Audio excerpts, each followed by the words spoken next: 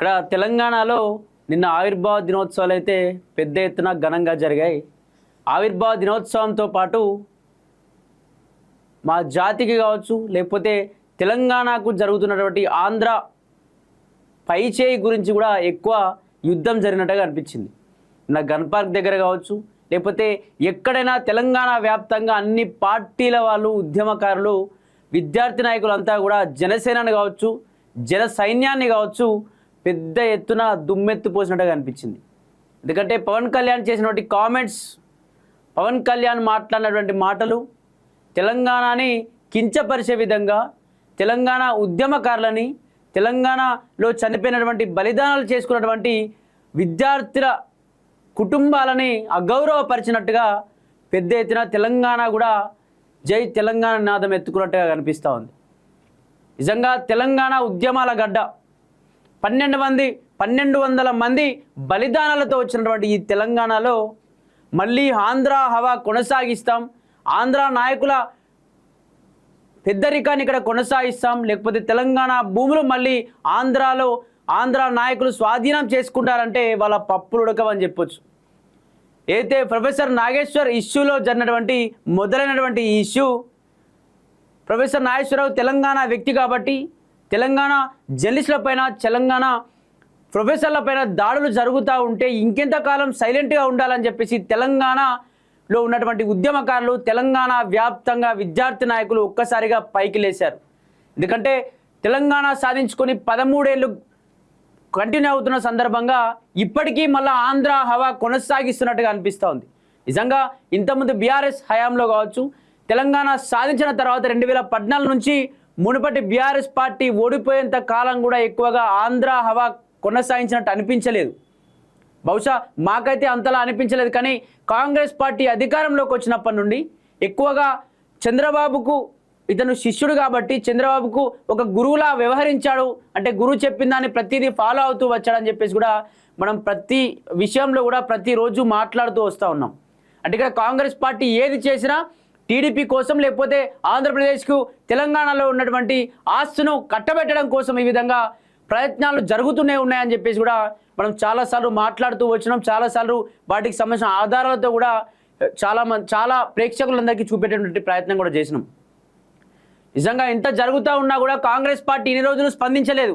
కానీ నిన్న తెలంగాణ అవతరణ దినోత్సవ సందర్భంగా పవన్ కళ్యాణ్ అతనుకు ఒక సభ పెట్టబోతే సభను గచ్చిబౌలిలో సభ ఏర్పాటు చేస్తా అంటే కావాలనే ఆ సభను మాకు పర్మిషన్ ఇవ్వలేదు గవర్నమెంట్ అని చెప్పేసి నిన్న వాళ్ళ ఇంటి దగ్గర జూబ్లీహిల్స్లో ఒక ప్రెస్ మీట్ పెట్టిండు. ఆ ప్రెస్ మీట్లో మాట్లాడుతూ ఏమంటుండంటే, ఇదేమన్నా మీ తెలంగాణ మీ అయ్యా జాగిరా, మా ఆంధ్ర వాళ్ళకు సంబంధం లేదా, మీరు కూడా మా ఆంధ్రాకి వచ్చి ప్రెస్ మీట్లు పెడతారు కదా, లేకపోతే మీరు కూడా దేశంలో ఉన్నటువంటి రాష్ట్రాలన్నీ తిరుగుతారు కదా, తెలంగాణ అనేది దేశంలో ఒక అంతర్భాగం, దేశంలో ఒక రాష్ట్రం, దేశంలో ఎక్కడైనా తిరిగేటువంటి స్వేచ్ఛ మాకుంది, ఎక్కడైనా మా పార్టీని పెట్టుకొని మా పార్టీకి సంబంధించినటువంటి ప్రణాళికలను మేము మాట్లాడుకునేటువంటి ప్రెస్ మీట్ పెట్టేటువంటి హక్కు మాకు ఉంది అని చెప్పేసి మాట్లాడుతూ, ఇది తెలంగాణ జాగిరా అని చెప్పేసి, లేకపోతే తెలంగాణ ఏమన్నా పాలస్తీనానా లేకపోతే పాకిస్తానా అంటూ మళ్ళా అగౌరవపరిచే విధంగా అతని యొక్క మాటలు చూసినాం.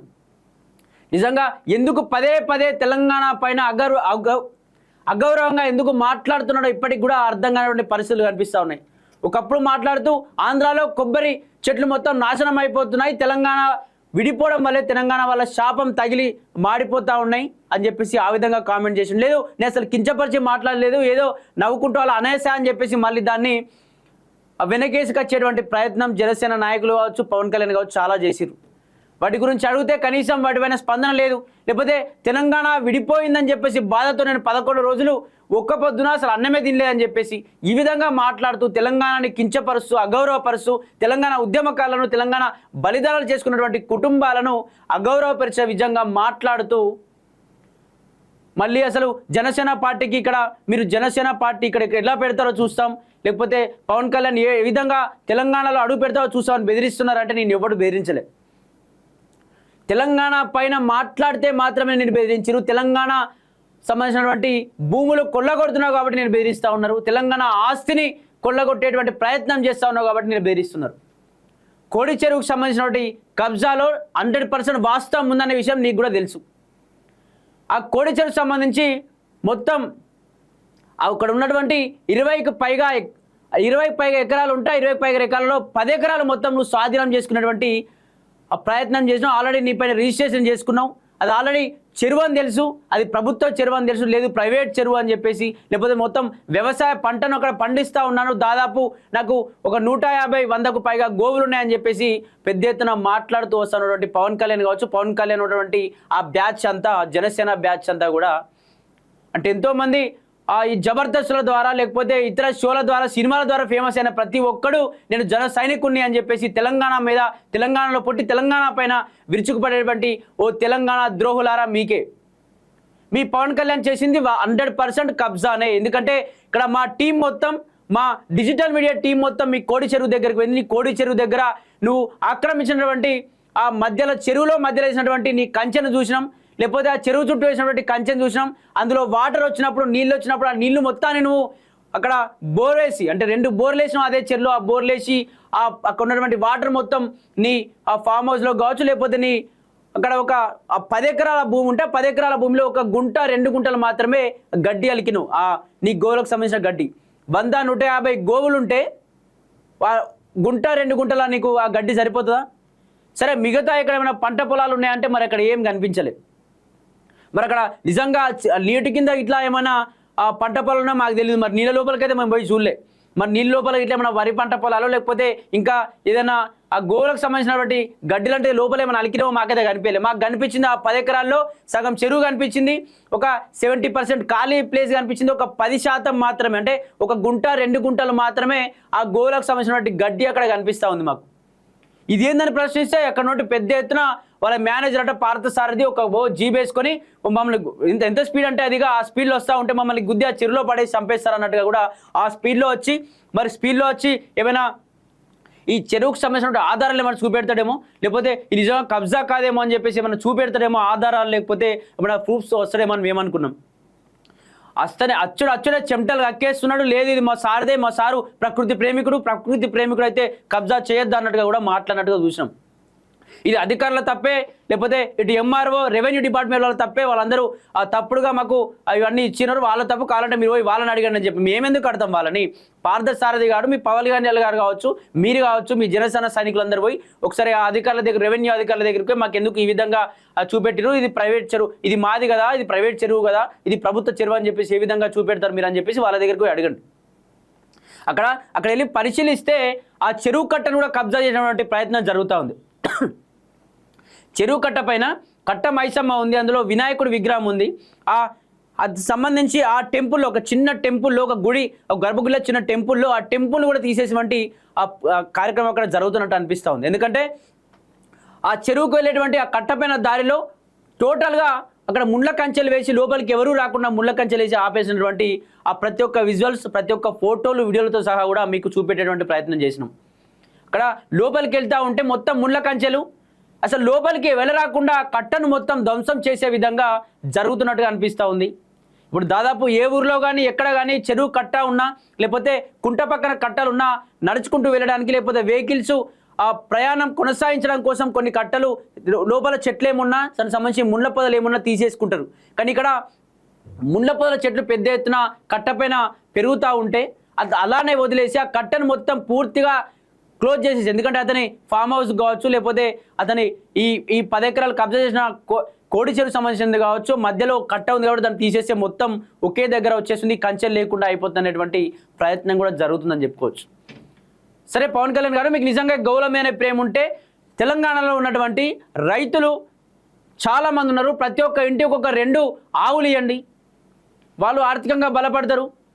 వాళ్ళు పొలాల దగ్గర ఆ గోవులకు గడ్డేసుకొని, మరి నువ్వెందుకు ఇంత ఉప ముఖ్యమంత్రిగా ఉన్నావు? నీకు అసలు టైం ఉండదు, ఆ గోవులను చూసుకునేటువంటి టైం ఉండదు, నీకు అంత ప్రేమ ఉంటుంది. మళ్ళీ నీ పెట్టినటువంటి మేనేజర్లు కావచ్చు, అక్కడ పాలేర్లు కావచ్చు, మరి నిజంగా ఆవులకు ఆ తిండి వేస్తారో లేదో, ఆవులకు అసలు సరిగా టైంకు నీళ్ళు పెడతారో లేదో, ఒకవేళ అవి తినకపోతే నువ్వు చాలా ఇబ్బంది పడేటువంటి ఆ పరిస్థితులే ఉంటే, అసలు అది గడ్డి తింటునే లేవు అని చెప్పేసి నువ్వు అసలు నిద్రాహారాలు మాని నువ్వు అక్కడ తెలంగాణ ప్రజల గురించి ఆలోచించకుండా, పట్టించుకోకుండా ఓన్లీ ఆవులు తింటున్నాయా లేదా, అసలు ఆవులు తాగుతున్నాయా, ఆవులు నీళ్ళు పెడుతురా లేదా, వాళ్ళు టైంకి తింటుండొచ్చు, అసలు ఇట్లా పట్టించుకుంటా అని చెప్పేసి ఆ బాధలో ఉంటే, నీ దగ్గర ఉన్నటువంటి ఆ 150 ఉన్నాయా, 1000 ఉన్నాయా, ఎన్ని ఉన్నాయో ఆవులు, ఆ గేదెలు ఉన్నాయి అవన్నీ తీసుకుపోయి తెలంగాణ రైతాంగానికి పంచిపెట్టు.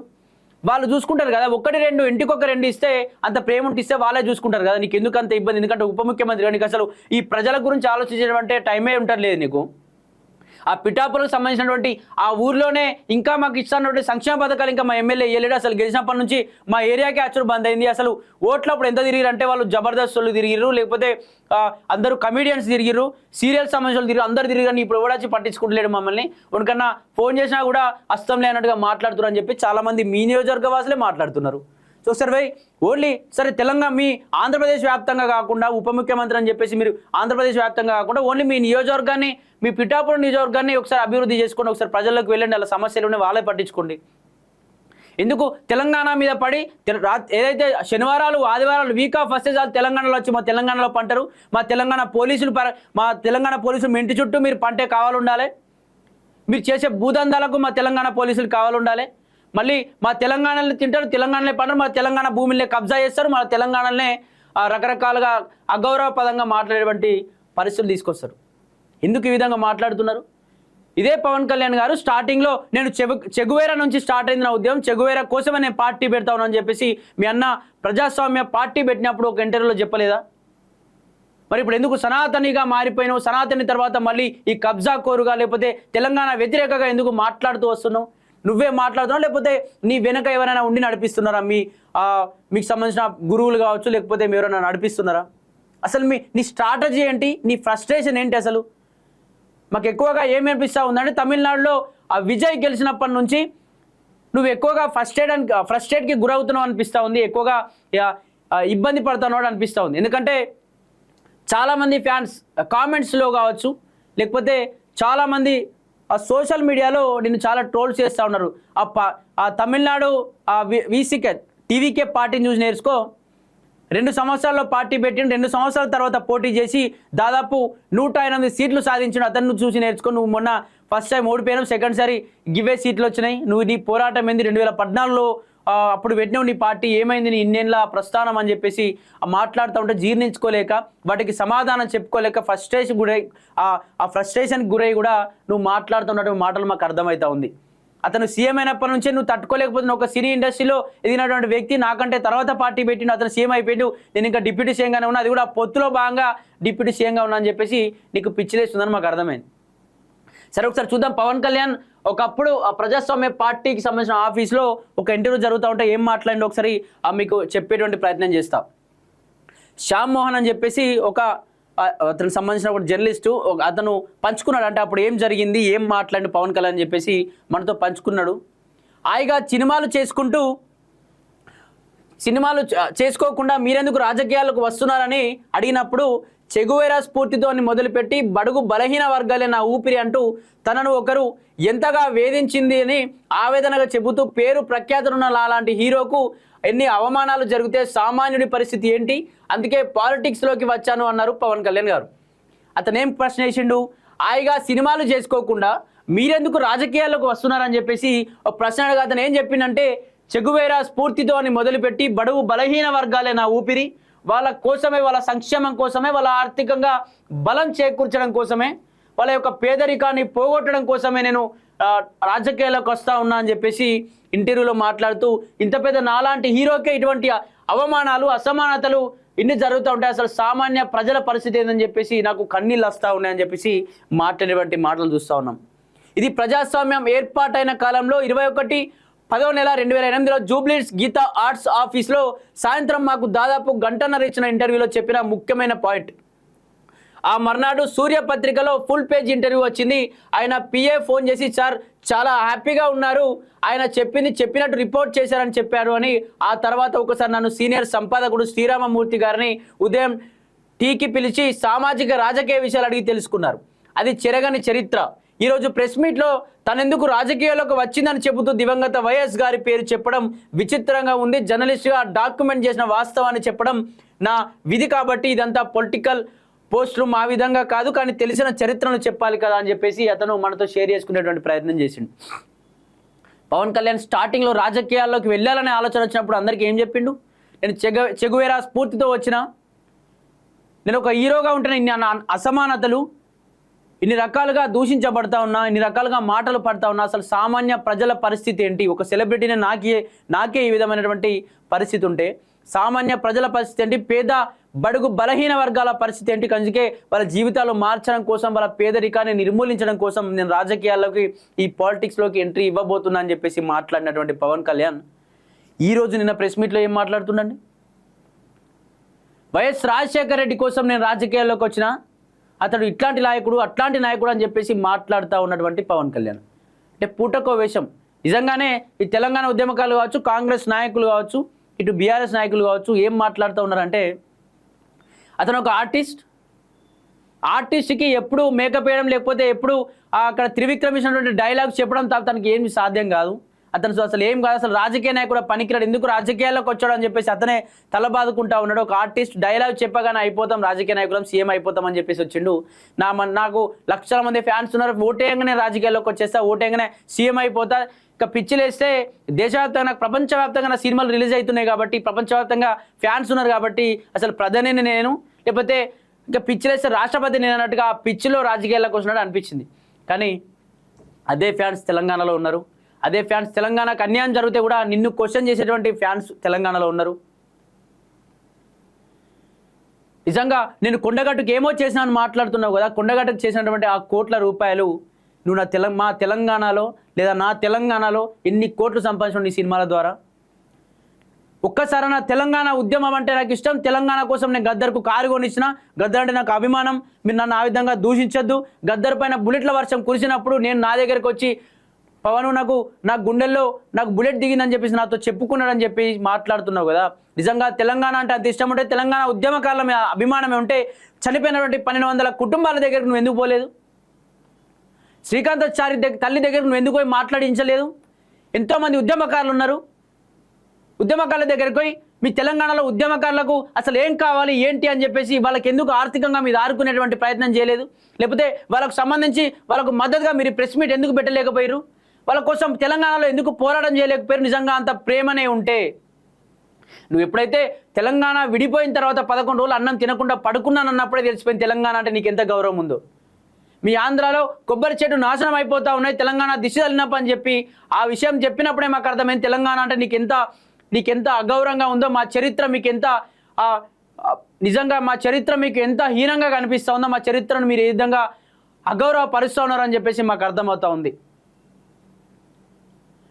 పెద్ద ఎత్తున బ్రిటిషర్లనే ఎలగొట్టినటువంటి గడ్డ, తెలంగాణ సంస్థానం నుంచి ఆ కొడుకును ఎలగొట్టినటువంటి గంట ఈ ఆంధ్ర పాలకులను, మా దోపిడిని, మా తెలంగాణ ఉన్నటువంటి రైతాంగ పోరాటం ద్వారా మీ ఆంధ్రానే బయటకి, మీ ఆంధ్ర నాయకులనే, మీ ఆంధ్ర పెత్తందారనే వ్యవస్థనే మేము తరిమినాం. నువ్వెంత పవన్ కళ్యాణ్? నీలాంటి వాళ్ళని ఇంతమందిని చూసి మా తెలంగాణ ఉద్యమకారులు, మా తెలంగాణ విద్యార్థి నాయకులు, మా తెలంగాణ ప్రజలు ఖచ్చితంగా నువ్వు ఇవన్నీ కూడా క్షమాపణ చెప్పాల్సినటువంటి పరిస్థితి ఉంది. అవన్నీ మాట్లాడుతున్న ఫ్రస్ట్రేషన్కి గురై మీ జాగిరా అంటూ ఇది పాలస్తీనా లేకపోతే పాకిస్తాన్ అంటూ మళ్ళీ అంటే ఒక పాకిస్తాన్తో పోల్చినటువంటి వ్యక్తి నువ్వు. ఖచ్చితంగా నువ్వు ఇంకా అలానే రెచ్చిపోతూ ఉంటే, మీ జన సైనికులను అలానే రెచ్చగొడుతూ ఉంటే నీకే పుట్టగతులు తెలంగాణలో ఒక్క సీటు కూడా నీకు రాకుండా గెలిచేటువంటి పరిస్థితి ఉండదు. ఖచ్చితంగా నీకు వ్యతిరేకంగానే ఇటు మీడియా కావచ్చు, లేకపోతే వీళ్ళందరూ పోరాటం చేసేటువంటి పరిస్థితులు వస్తాయి. పవన్ కళ్యాణ్ మాట్లాడుతున్నాడు, అసలు నిజంగా ఈ డిజిటల్ మీడియా ఎందుకు అక్కడికి నా ల్యాండ్లోకి ఏ విధంగా పోతారో అందరిపైన డిఫమేషన్ కేసు వేస్తాను, అందరిపైన పెద్ద ఎత్తున లీగల్గా కొట్లాడుతాను, కేసులు వేస్తానని చెప్పి మాట్లాడుతూ ఉన్నాను. అలాగే నిజంగా నేను కబ్జా చేసి ఉంటే నా ప్రాపర్టీని తెలంగాణ వశం చేసుకోండి. తెలంగాణ సీఎం గారికి చెప్తా ఉన్నా, రేవంత్ రెడ్డి గారికి, మీరంటే నాకు చాలా గౌరవం, నిజంగా నాకు ఇల్లీగల్గా సంపాదిస్తే, ఇల్లీగల్గా నేను కబ్జా చేస్తే ఖచ్చితంగా మీరు ప్రభుత్వంలో విలీనం చేసుకొని ప్రభుత్వానికి స్వాధీనం చేసుకోవడం అని చెప్పి మాట్లాడుతున్నాను. ఖచ్చితంగా ఇది రేవంత్ రెడ్డి గారి ఖాతాలో పడింది. రేవంత్ రెడ్డి గారు ఖచ్చితంగా దీన్ని చొరవ తీసుకునే నిజంగా 100% కబ్జానే. దాన్ని ఖచ్చితంగా ప్రభుత్వం గుంజుకోవాలి. భూమి నిజంగా వ్యవసాయ భూమి ఉందా లేదా ఒకసారి మీరు వెళ్ళి పరిశీలించండి. అధికారులు తప్పులు చేస్తూ ఉన్నారా, లేకపోతే రెవెన్యూ డిపార్ట్మెంట్ తప్పులు చేస్తూ ఉన్నదా, రెవెన్యూ డిపార్ట్మెంట్ అమ్ముడు పోతా ఉన్నదా, అసలు ఏం జరుగుతుంది అని చెప్పేసి మీరు ఒకసారి పరిశీలించండి. వెళ్ళి మీ అధికారులను కావచ్చు, మీ నాయకులను అక్కడికి పంపించి అక్కడ ఉన్నటువంటి ఆ భూమిని ఖచ్చితంగా కబ్జా చేసినటువంటి భూమిని ఖచ్చితంగా తీసుకొచ్చి కాపాడేటువంటి ప్రయత్నం చేయండి. రఘునాథ్ గారు, మీరు చెరువుల్లో కుంటల్లో ఏమి చేయొద్దని చెప్తారు కదా, మరి అక్కడ చెర్లలోనే డైరెక్ట్ ఒక పెద్ద ఎత్తున ఒక జాలి నిర్మాణం ఏర్పాటు చేసిరు. ఆ నీటిని కూడా అక్కడ నుంచి తరలిస్తూ ఉన్నారు. నిజంగా ప్రకృతిని మొత్తం కాపాడాలని చెప్పి చెప్తాడు పవన్ కళ్యాణ్. ప్రకృతి ప్రేమికుడు అని చెప్తాడు. అక్కడ ప్రకృతి నాశనం చేయబడుతుంది. ఖచ్చితంగా దీనికి సంబంధించి హైడ్రా కమిషనర్ కావచ్చు, రేవంత్ రెడ్డి గారు కావచ్చు, ఖచ్చితంగా దీనికి సంబంధించి సమీక్ష నిర్వహించి ఆ భూమిని ఖచ్చితంగా లాక్కోవాలని చెప్పేసి కూడా మేము పేర్కొంటా ఉన్నాం. చూద్దాం దీనికి సంబంధించి అసలు ఎటువంటి న్యూస్లు వస్తూ ఉన్నాయి. నిన్న మొత్తం తెలంగాణ వ్యాప్తంగా ఎక్కువగా పవన్ కళ్యాణ్ సంబంధించిన ఇష్యూ కావచ్చు, తెలంగాణ ఆవిర్భావ దినోత్సవం సందర్భంగా మొత్తం పవన్ కళ్యాణ్నే తెలంగాణ వ్యాప్తంగా చేసుకున్నట్టుగా కనిపిస్తూ ఉంది.